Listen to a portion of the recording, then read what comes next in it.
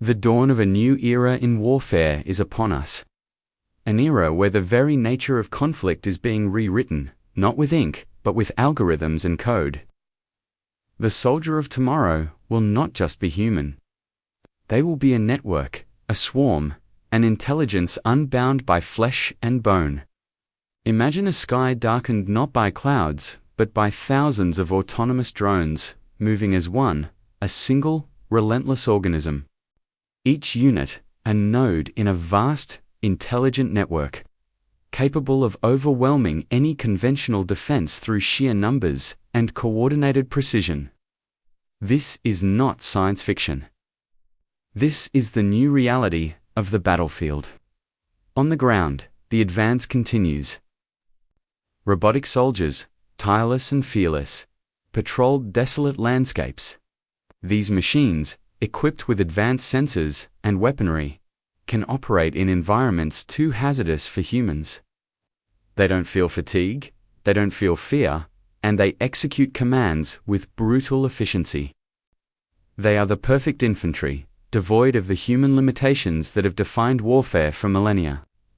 We are witnessing the birth of the algorithmic soldier, a development that will force us to reconsider the role of the human warrior.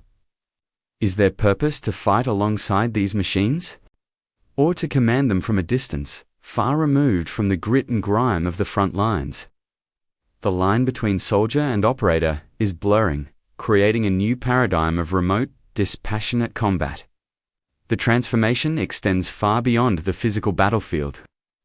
The most decisive conflicts of the future may be fought in complete silence, in the invisible realm of cyberspace.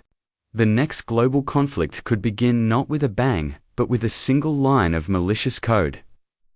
A cyber attack could cripple a nation's power grid, plunging cities into darkness.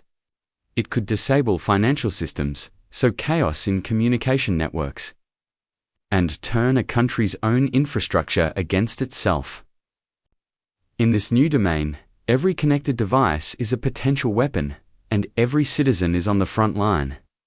The war for information, for control of the digital arteries that sustain modern society, will be relentless. Meanwhile, high above the earth, a new arms race is accelerating. Satellites, once the eyes and ears of nations, are becoming the swords. The concept of space-based weapons, like directed energy lasers, is moving from theory to terrifying possibility. A laser beam, fired from orbit, could neutralize enemy satellites, missiles, or ground targets at the speed of light, with no warning and no defense. Alongside these orbital threats, a new generation of hypersonic missiles is emerging. Traveling at more than 5 times the speed of sound, these weapons are nearly impossible to track and intercept, rendering existing missile defense systems obsolete.